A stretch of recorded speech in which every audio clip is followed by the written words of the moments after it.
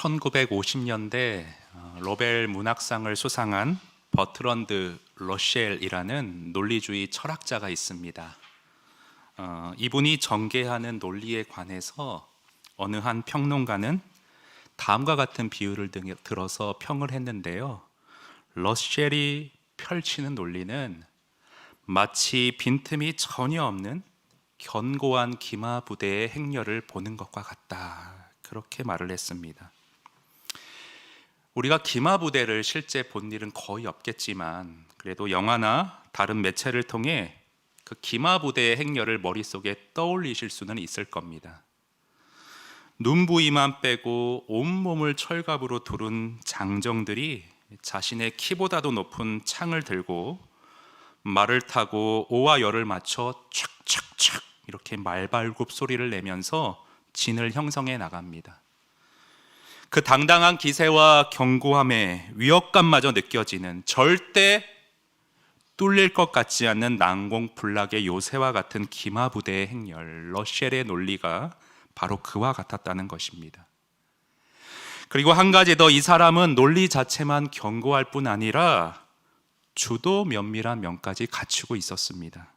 누군가가 자신이 펼치는 논리에 빈틈을 비집고 들어와 반론을 제기할 법하면 그 모든 가능성들을 사전에 미리 끄집어내서 차단시켰다고 합니다.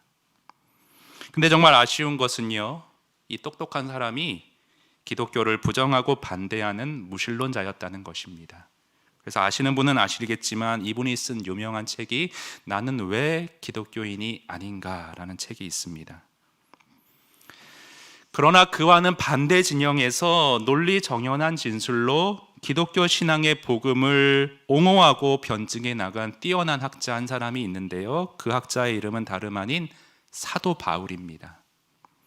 바울은 지난주 갈라디아서 앞단락에서 아브라함과 구약의 예를 들어서 이신칭이라는 기독교의 핵심 교리를 변증해 나갔었는데요. 이 견고한 논리를요, 유대주의자들도 어떻게 반박할 여지가 없었습니다. 그래서 조소 바울, 아브라함이 믿음으로 의롭다함을 받았다는 거, 율법이 아닌 오직 믿음으로 구원 얻었다는 거 우리도 인정합니다. 하지만 아브라함의 그 일은 모세를 통해 율법이 주어지기 전의 일이 아닙니까? 율법이 존재하지 않았을 시기에는 그저 믿기만 하면 구원받았다는 거 인정합니다. 그러나 율법이 우리 손에 들려진 이후로는 이제 그 율법을 따라 행해야지만 구원 얻을 수 있는 거, 왜 그걸 바울 당신은 놓치고 있습니까? 유대주의자들은 논리에서 한번 밀렸다고 그냥 다 물러날 그런 사람들이 절대 아니었습니다. 그래서 지금 이런 상황 속에서 또다시 반론을 펼치고자 하는 유대주의자들과의 대치 상황 속에서 바울은 또다시 복음을 변증해 나가는 겁니다. 율법이든 뭐든 하나님께서 맨 처음 아브라함과 맺으신 그 언약 속에 담긴 은혜의 원리를 그 무엇도 변경하거나 비틀 수 없다. 이 진리를 오늘 바울은 매우 정교한 논리로 확실하게 우리 가슴에 못을 박아두고 있습니다. 여러분 15절에 보시면요, 형제들아 내가 사람의 예대로 말하노니, 사람의 예대로 말한다, 이 무슨 뜻이냐 하면 사람의 일반 상식으로 보더라도 그런 뜻입니다. 이어보시면요, 형제들아 내가 사람들 사이의 일반적인 상식이나 규범대로 말하노니 사람의 언약이라도 정한 후에는 아무도 폐하거나 더하거나 하지 못한다. 여러분 여기 언약이라는 단어가 지금 나오는데요, 오늘 본문 15절 그리고 17절 앞부분에는 언약이라는 단어가 2번 나오고요, 또 그 약속이라는 단어, 비슷한 단어인데 약속이라는 단어는 16, 17, 18절에 걸쳐서 연속적으로 등장합니다. 그럼 질문이 생기죠. 언약, 약속, 이거 다 같은 말 아닌가? 비슷한 거 아닌가? 왜 이걸 번갈아 쓰는가? 무슨 차이점이 있나? 언약을 중심으로 좀 설명을 드리면요, 여러분, 언약이라는 단어를 헬라어로 보면 본래는 유언장, 마지막 유언, 그런 뜻이 원래는 1차적으로 있습니다. 그러니까 예를 들어서 나이가 지긋이 드신 어떤 노부인께서 죽기 전에 자신이 모은 전 재산을 대학에, 학교에 기부한다는 유언장을 남기셨습니다. 근데 자녀들이 자신들에게 재산이 조금밖에 돌아오지 않는 데에 대해서 불만을 품고서 이거 지금 학교 측에서 우리 엄마 꼬셔서 유언장을 잘못 적게 한 거라며 법정에서 재판이 붙었습니다. 근데 결과는 뭐 뻔하게 질 수밖에 없는 게 왜 그런가 하면 어머니가 친필로 적은 그 유언장에는 학교에 재산을 기부합니다. 얼마를 빼도 박도 못하게 너무 정확하게 적혀 있었기 때문입니다. 아무리 자녀들이라도 그 유언장의 내용을 임의대로 바꿀 수는 없는 겁니다. 법적으로 그 노부인께서 눈을 감으셨을 때 그건 이미 돌이킬 수가 없는 끝나버린 상태가 돼버린 겁니다. 마찬가지로요, 하나님의 언약이 이와 같다는 것입니다. 왜 유언이라는 단어가 언약으로 쓰였냐 하면 아브라함이 하나님과 맺은 그 언약은 마치 공증을 마친 유언장과 같이 그 내용을 아무도 변경하거나 취소시킬 수 없다는 것입니다. 하나님의 언약은 영원히 지속됩니다. 아무도 거기에 내용을 덧붙이거나 빼거나 할 수 없습니다. 15절 말씀이 그 말씀이죠. 여러분 15절 중간 보시면요, 사람의 언약이라도 유언이라도 정한 후에는 아무도 폐하거나 더하거나 하지 못한다. 그래서 17절 하나님께서 이렇게 미리 정하신 언약, 유언과 같은 이것은 여러분 언약이라는 낱말이 왜 어떻게 정리를 해보면 그런 거죠. 약속 중에서도 결코 변경될 수 없는 어떤 엄중함과 무게감을 강조할 때 약속 가운데서도 언약이라는 단어를 특별히 쓰게 된 것입니다. 근데 여러분 16절 보시면요, 이번에는 약속들이 하면서 복수로 되어 있어요. 약속들이. 그러니까 아브라함과 하나님이 맺으신 언약이 여러 개가 있었다는 말이에요. 몇 가지만 살펴보면요, 창세기 12장 화면에 준비했는데 내가 이 땅을 내 자손에게 주리라. 또 13장 창세기 보이는 땅을 내가 너와 내 자손에게 주리라. 여기 보시면 자손이라는 단어가 전부 단수로 되어 있었습니다. 그렇죠? 그래서 16절 한번 다 같이 읽어볼까요? 우리 본문 16절 다시 시작. 이 약속들은 아브라함과 그 자손에게 말씀하신 것인데 여럿을 가르쳐 그 자손들이라 하지 아니하시고 오직 한 사람을 가리켜 내 자손이라 하셨으니 곧 그리스도라. 그러니까 바울의 말이 뭐예요? 이 자손이 한 사람 예수 그리스도를 가리키는 약속이었다는 겁니다. 예수 그리스도를 통해 이 약속은 궁극적으로 예수 그리스도를 통해 궁극적으로 성취될 약속이었다는 것입니다. 근데 여러분 조금만 더 생각해 보면 이 자손이라는 단어가 물론 이렇게 단수로 쓰일 수도 있지만 문장에 따라서는 복수로 쓰일 여지도 있는 단어입니다. 그렇죠? 뭔 말이냐 하면 여러분 16절 거기 본문 자세히 보시면 거기 자손이라는 낱말 앞에 작은 숫자로 몇 번이라고 적혀 있죠? 4번이라고 되어 있습니다. 그 4번 각주 아래를 따라 풀이를 보시면 4번 설명이 이렇게 되어 있어요. 헬, C. 그러니까 자손은 헬라어로 씨라고도 번역할 수 있다는 거예요. 그래서 예를 들어서요, 농부가 씨를 뿌린다 할 때 그 씨는 단수일까요? 복수의 의미일까요? 농부는 씨를 뿌릴 때 하나만 뿌릴까요? 여러 개를 뿌리죠. 씨가 복수의 의미로 쓰였어요. 그런데 어떤 초등학생이 강낭콩 씨를 화분에 심었다 할 때는 그 씨가 단수, 씨앗 하나를 가리킬 수 있어요. 저도 초등학교 때 기억을 떠올려 보면 화분에 하나를 쫙 심고 싹이 나는 걸 관찰해서 기록했던 그런 기억이 있습니다. 그러니까 문장이나 용례에 따라서 이 씨, 자손 이런 단어들은 단수로 쓰일 수도 있고 복수로 쓰일 수도 있고 두 가지를 다 담고 있습니다. 그래서 청교도학자인 윌리엄 퍼킨스는 이것을 이렇게 풀이했습니다. 아브라함과 맺은 약속들은 처음에 단수인 그리스도와 맺었고, 그러고 나서 그리스도 안에서 그를 믿는 복수의 모든 사람들과 맺어진 것이다. 그 의미를 이렇게 정리했습니다. 여러분, 바울도요, 이 퍼킨슨 못지않은 대학자였는데 분명히 이 사실을 알고 있었어요. 그래서 창세기 22장 같은 데 보시면 이렇게 표현합니다. 내가 내게 큰 복을 주고 내 씨가 크게 번성하여 하늘의 별과 같고 바다의 모래와 같게 하리니 내 씨가 그 대적의 성문을 차지하리라. 여기서의 씨는요, 좀 띄워주시면요, 다시 띄워주시면, 여기서의 씨는 분명 복수의 의미를 담고 있습니다. 하늘의 별과 같이 모래와 같이 많을 것이다.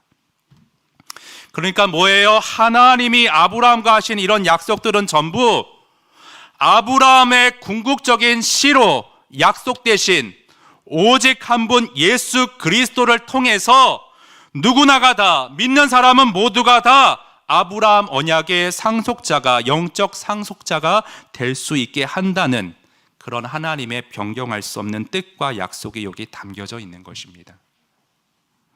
자, 이런 이해를 가지고 여러분 17절을 보세요. 하나님께서 미리 정하신 아브라함과 맺은 이 은혜의 언약을 430년 후에 생긴 율법이 폐기하지 못하고 그 약속을 헛되게 하지 못하리라. 예, 오직 믿음, 오직 그리스도를 통해 약속의 땅을 주리라. 구원의 은총을 믿는 모든 이들에게 주리라. 이 약속을 그 뒤에 생긴 율법이 폐기하지 못한다는 겁니다. 그런데 여기서 430년은 또 뭔가? 출애굽기 12장 40절 말씀에 근거한 것인데요. 화면 보시면 이스라엘 자손이 애굽에 거주한 지 430년이라. 그러니까 하나님이 아브라함과 언약을 맺으시고 후에 모세를 통해 율법을 주시기까지 그 사이의 공백 기간이 430년이라는 겁니다. 근데 성경 읽다 보면 좀 헷갈리는 게요, 창세기 15장 보시면 여호와께서 아브라함에게 이르시되 너는 반드시 알라. 내 자손이 이방에서 객이 되어 그들을 섬기겠고 그들은 몇 년 동안 내 자손을 괴롭힌다고요? 400년 동안. 여기는 430년이 아니라 400년으로 나와 있어요. 사도행전에도 똑같습니다. 뒤에 보시면 그 땅 사람들의 종으로 삼아 400년 동안을 괴롭게 하리라. 예. 왜 30년이라는 기간이 차이가 나는 건지 이상합니다. 이 문제는 이렇게 풀 수 있는데요, 제가 어제 본당의 그 보조의자를 좀 정리했습니다. 너무 많이 적재되어 있는 것 같아서 복도로 너무 지저분해 보여서 이렇게 내보내려고 하는데, 오윤정 순자님이 목사님 지난주 2부 예배 때 이 본당에 80석인데 100명이 넘게 왔습니다. 100 몇 명이라고 하셨어요. 근데 제가 지금 그걸 다 기억은 못해요, 정확하게. 대략 100명이 넘었다, 이렇게만 지금 기억하고 있습니다. 마찬가지예요, 여러분. 성경도요, 그 나오는 숫자들이 경우에 따라서는 어떨 때는 정확한 수치를 말하기도 하지만 저처럼 때로는 상징적으로 대략적인 숫자를 기록할 때도 있습니다. 그래서 정리해보면 430년이 정확한 기간이지만 그것을 100년 단위로 끊어서 대략적으로 말하면 400년이다, 이렇게 말할 수 있는 겁니다. 요점은요, 유대주의자들의 주장처럼 언약 뒤에, 한참 뒤에 주어진 율법이 언약의 핵심인 은혜로 믿음으로 구원받는다는 원리를 무효화시키지 못한다는 것입니다. 여러분, 이것은 이렇게 이해하시면 돼요. 부모가요, 기본적으로 다 자녀를 사랑하죠. 물론 타락한 세상에서 그렇지 못한 경우들이 있지만 본능적으로, 정상적으로는 부모라면 동물도 자기 새끼는 챙기고 아낍니다.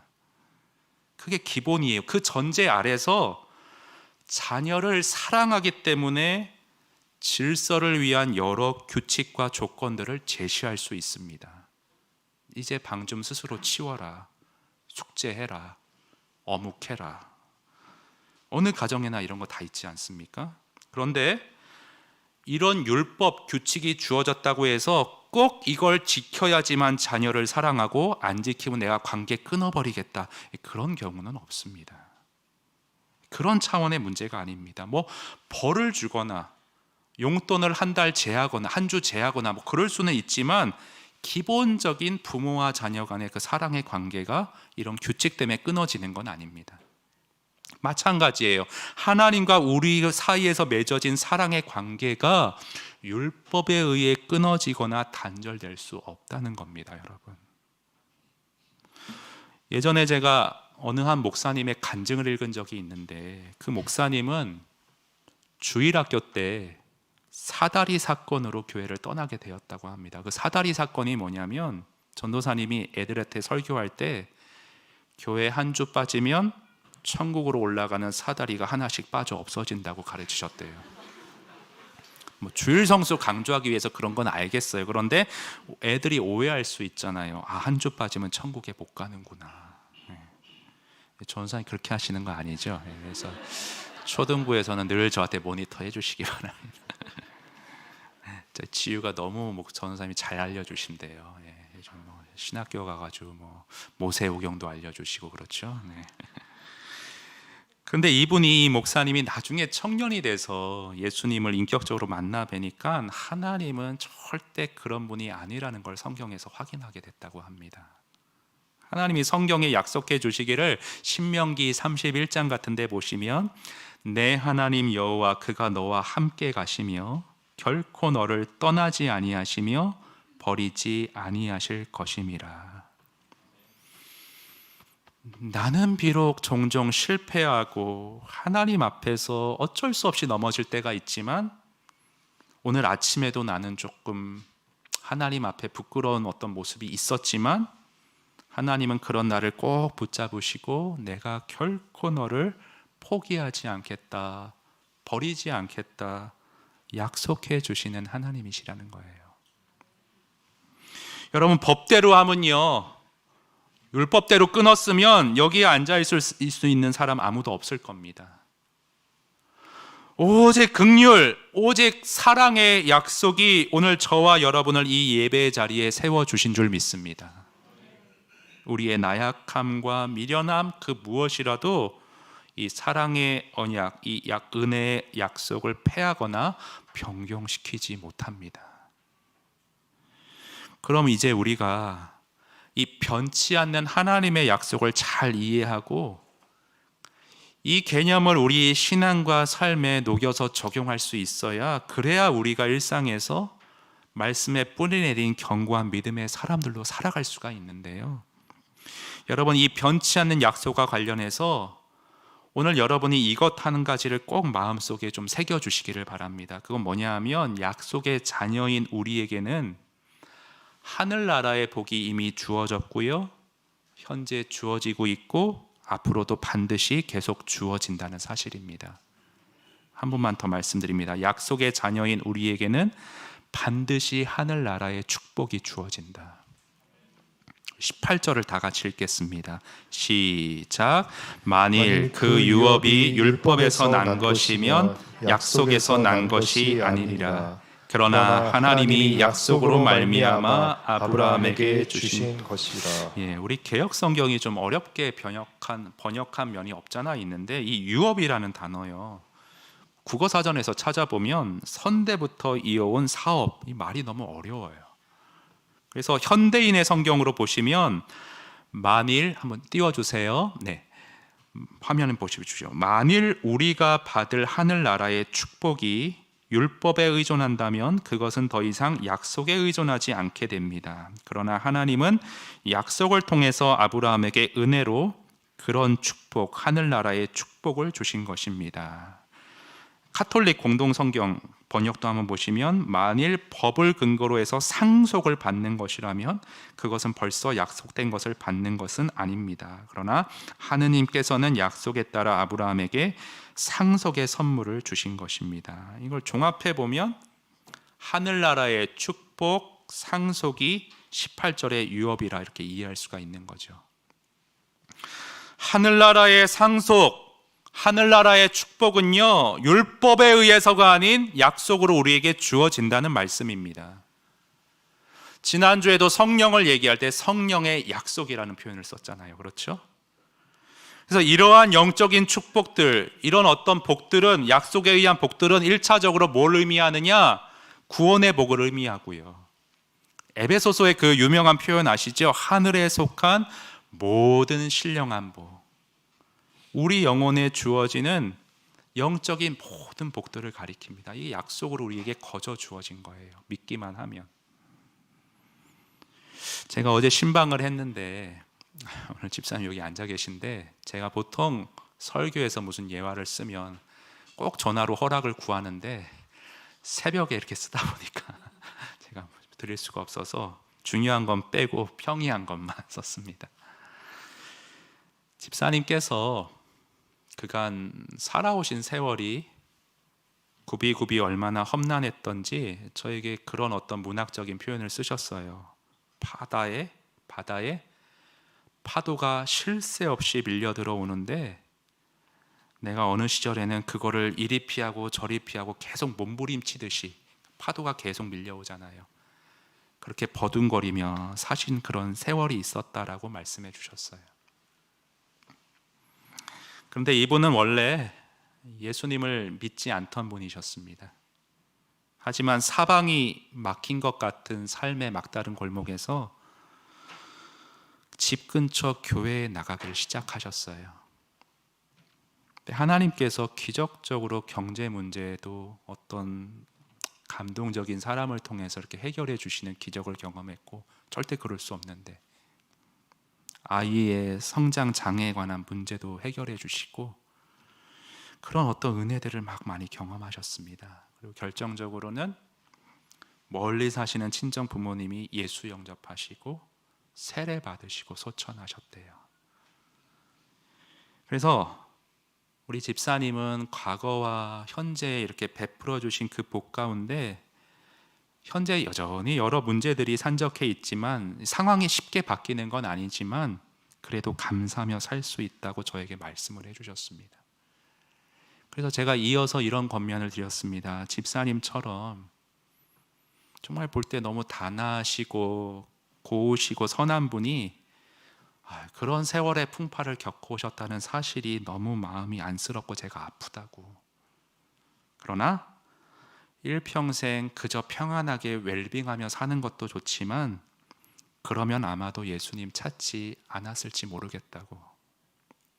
그러나 주님이 집사님을 사랑하셔서 고난 가운데 만나 주셨고 기적과 구원의 은총을 베풀어 주셨고, 그리고 앞으로도 더욱더 많이 복을 주실 거라고, 하늘에 속한 모든 신령한 복을 부어 주실 거라고 제가 그렇게 권면을 드렸습니다. 어머니 떠나보내실 때 그러셨대요. 이렇게 어머니 손 쓰다듬어 주시면서, 엄마 천국에 먼저 그렇게 이사 가시면 내가 곧 나중에 뒤따라 갈게. 앞으로 눈물도 고통도 없는 곳에서 영원히 주의 그 은혜와 영광을 같이 어머니와 찬송하며 복되게 사실 그 순간이 반드시 주어질 거라고 제가 위로와 그렇게 격려의 말씀드렸습니다. 사랑하는 여러분, 약속의 자녀인 저와 여러분에게는 반드시 하늘나라의 축복이 주어집니다. 과거에도 지금 현재에도 그리고 앞으로 반드시 미래에도 하늘나라의 축복이 변치 않는 약속으로 우리에게 분명히 부어질 것입니다. 아무것도 이걸 가로막거나 취소시킬 수 없어요. 여러분, 동백꽃 필 무렵이라는 드라마로 그 2020년 백상예술 나무조연상을 수상한 오정재 씨가 수상한 소감이 제가 아주 인상 깊게 본 기억이 있습니다. 유튜브에 떠 있어서 제가 이렇게 타이핑 쳐서 한번 가져와 봤는데 한번 들어보세요.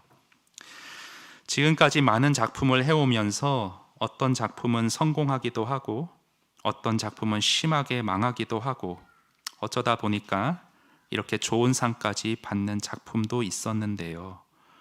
제가 작업한 100편의 결과가 전부 다 다르다는 것은 정말 신기한 일 같습니다. 제 개인적으로 100편 다 똑같은 마음으로 똑같이 열심히 했거든요. 돌이켜 생각을 해보면 제가 잘해서 결과가 좋은 것도 아니고 제가 못해서 망한 것도 아니라는 생각이 들더라고요. 세상에는 참 많은 열심히 사는 보통 사람들이 많은 것 같습니다. 그런 분들을 보면 세상은 불공평하다는 생각이 듭니다. 꿋꿋이 열심히 자기 일을 하는 많은 사람들이 똑같은 결과가 주어지는 것은 또 아니라는 생각이 들어서 좀 불공평하다는 생각이 드는데, 그럼에도 불구하고 실망하거나 지치지 마시고 포기하지 마시고 여러분들이 지금 무엇을 하든 간에 그 일 계속 하셨으면 좋겠습니다. 그냥 계속 하다 보면 평소와 똑같이 했는데 그동안 받지 못했던 위로와 보상이 여러분들에게 찾아오게 될 것입니다. 저한테는 동백이가 그랬습니다. 여러분도 모두 곧 반드시 여러분만의 동백을 만날 수 있을 거라고 믿습니다. 힘든데 세상이 못 알아준다고 생각을 할 때 속으로 이렇게 말씀하십시오. 곧 나만의 동백을 만날 수 있을 거라고. 여러분들의 동백꽃이 곧 활짝 피어나길 저 배우 오정세도 응원하겠습니다. 감사합니다. 이 영상 밑에 댓글이 달렸는데요. 이렇게 되어 있었어요. 감사한 사람들 이름 줄줄이 나열하는 것도 좋지만 이렇게 작품하면서 본인이 느낀 감정 말하는 수상스러움도 참 좋은 것 같다. 경험에서 우러나온 진심이 느껴진다. 그리고 그 다음이 중요한데요. 누구에게나 동백이가 다 찾아오는 것은 아니지만 희망을 주는 메시지가 감동적이다. 중요한 게 뭐예요? 누구에게나 다 동백이가 찾아오는 건 아닌 게 현실이라는 거죠. 그렇죠, 여러분. 아무리 열심히 해도 여전히 꽃 못 피우고 재능이 가려져서 빛을 발하지 못하는 배우들이 현실에는 많습니다. 세상은, 현실은 가슴 아프게도 불공평합니다. 그러나 영적 현실에서는, 약속을 받은 우리의 삶 속에서는 분명한 위로와 보상이 반드시 주어집니다. 주님이 나에게 베푸신 사랑과 영원한 생명에 대한 약속, 그리고 그 약속을 성실히 이루어 가시는 주님의 신실하심을 생각할 때에 우리는 결코 원망하거나 우리의 삶이 불공평하다고 말할 수 없습니다.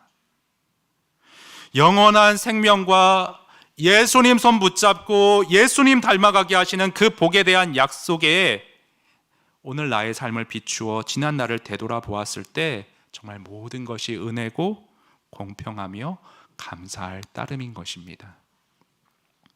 그리고 제가 한 가지 더 말씀드리고 싶은 것은요, 이것은 비단 영적인 복뿐 아니라 하나님은 약속의 자녀들의 일상적인 삶의 모든 부분에서도요, 공급과 돌봄으로 복을 주신다는 것입니다. 여러분, 우리 아이들은요, 참 너무 고마운 게, 저는 좀 이렇게 제가 원하는 거를 이렇게 잘 말 못하고 그런 좀 성향이 있거든요. 근데 우리 애들은 자기가 원하는 걸 참 잘 말해요. 그래서 너무 고마워요. 우리 둘째 아이가 참 자기가 먹고 싶은 거를 정확하게 얘기해요. 예. 오늘은 삼겹살이 땡기는데 딱 이래요. 예.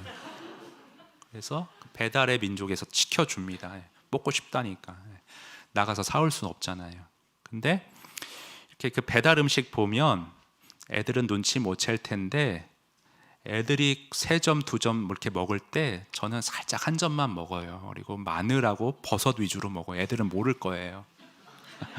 근데 뭐 그런 말 있잖아요. 얘들은 뭐 앞으로 살아갈 날이 많아서 더 좋은 거 먹겠지만 나부터 먹어야 된다, 그런 말도 있는데, 부모라면 그 제 마음을 알 거예요. 그렇죠? 자녀들 좋은 거 먹이고 나는 탄 거 먹고, 좀 그런 거 있지 않습니까? 부모면. 근데 하나님도 마찬가지라는 거죠.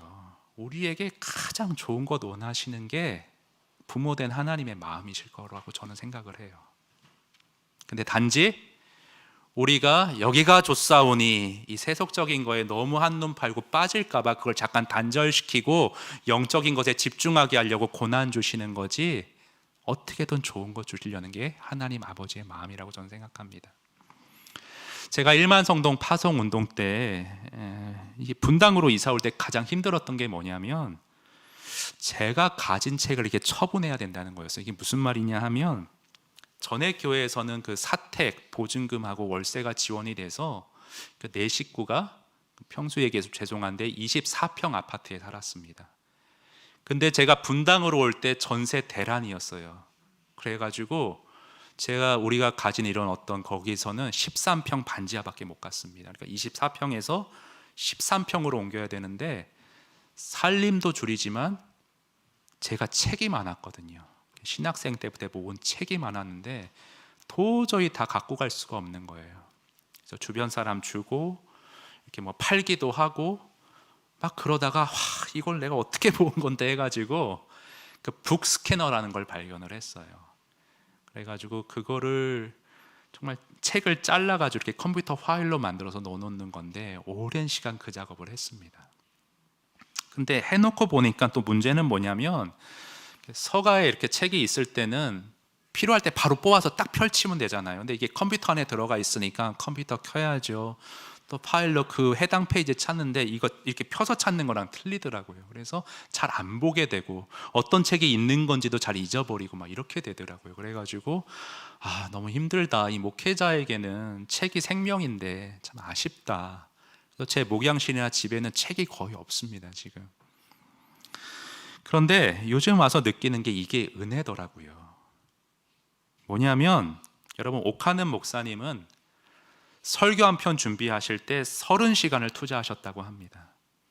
그리고 연구를, 성경 말씀을 깊이 연구하기 위해서 수십 권의 책을 다 참고하셨대요.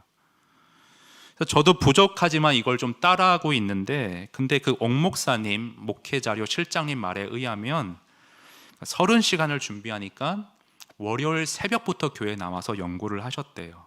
참고할 책이 다 목양실에 있으니까 교회로 오셔야 되는 거죠. 근데 저도 월요일 새벽이나 이렇게 잠 깨면 수시로 설교 준비를 하는데, 말씀을 연구하는데 저는 꼭 교회 오지 않아도 돼요. 왜냐하면 컴퓨터에 책이 다 있으니까. 이게 은혜더라고요, 진짜. 그냥 집에서 편한 옷 입고 묵상하고 연구하면 돼요. 그래서 하나님이 옥 목사님처럼 너무 몸을 혹사시키지 말라고 저를 돌보시고 지켜주시는 복이 아닌가, 그런 묵상이 들더라고요. 그래서 여러분, 지금 당장은 좀 이게 뭔가 싶고 어렵고 손해보는 것 같고 원망의 마음이 올라올 수도 있지만 꼭 기억하세요. 하나님은 약속의 자녀에게 반드시 생각지 못한 이상의 하늘나라의 축복을 주십니다. 영적인 부분뿐 아니라 일상의 모든 부분들을 살피고 돌보아 주세요. 우린 약속의 자녀들이에요. 그래서 이 보배로운 약속이 오늘 나에게 은혜로 주어져 있다는 이 복됨 가운데 정말 약속의 자녀답게 저와 여러분이 오늘을 부요하게, 넉넉하게, 행복하게 살아가실 수 있었으면 좋겠습니다. 여러분, 오늘 우리 찬송 하나 하실 텐데요. 하나님 한 번도 나를 실망시킨 적 없으시고, 우리 하나님의 약속의 신실함과 복됨을 좀 생각하시면서 이 찬양 주님 앞에 올려드리겠습니다.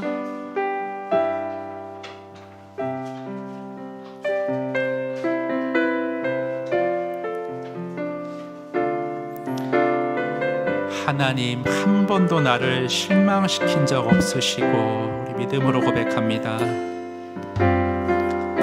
하나님 한 번도 나를 실망시킨 적 없으시고, 언제나 공평과 은혜로 나를 지키셨네. 우리 한 번 더 믿음으로 고백할까요? 하나님 한 번도, 하나님 한 번도 나를 실망시킨 적 없으시고, 여러분 믿음의 눈으로 보십시오. 언제나 공평과 은혜로, 언제나 공평과 은혜로 그렇습니다. 우리 아버지는 신실하십니다. 오 신실하신 주, 오 신실하신 주, 약속해 주셨죠. 내 너를 떠나지도 않으리라, 내 너를 버리지도 않으리라, 약속하셨던 주님, 그 약속을 지키사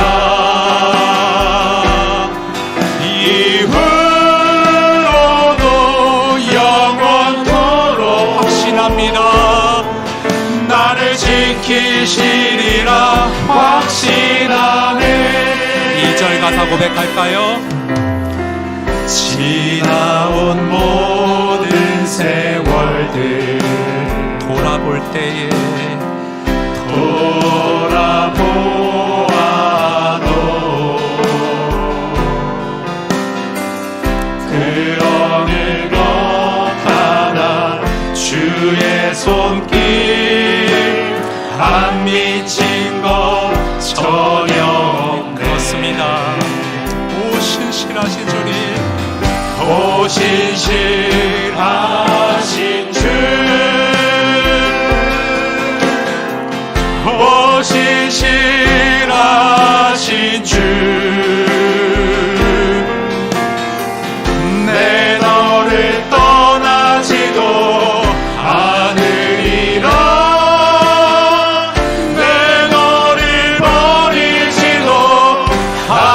약속하셨던 주님, 약속하셨던 주님, 그 약속을 지키사 이후로도 영원토록 나를 지키시리라 확신하네.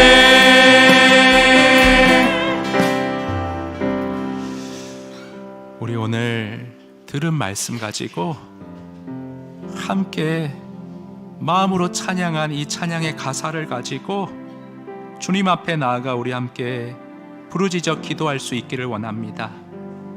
여러분, 정말 세상은요 각박하고 불공평하고 쓰라림과 아픔과 고통이 존재하는 것이 저와 여러분이 사는 오늘의 현실인 거 압니다. 그러나 그 현실 너머에 반드시 부어주시고 이루실 하나님의 약속이 지금 이루어지고 있습니다.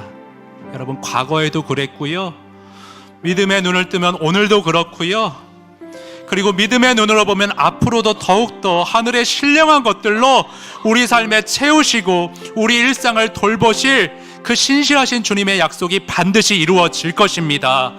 여러분, 오늘 기도하시기 바랍니다. 주님, 저에게 믿음의 눈 띄워주시어서 이 영적인 현실을, 영적인 이 약속을 믿고 신뢰하며 이 약속의 자녀로 오늘을 부요하게 넉넉하게 눌리지 않고 믿음으로 살아가는 저의 삶 될 수 있도록 주님 오늘 말씀으로 저의 심령을 붙들어 주시옵소서.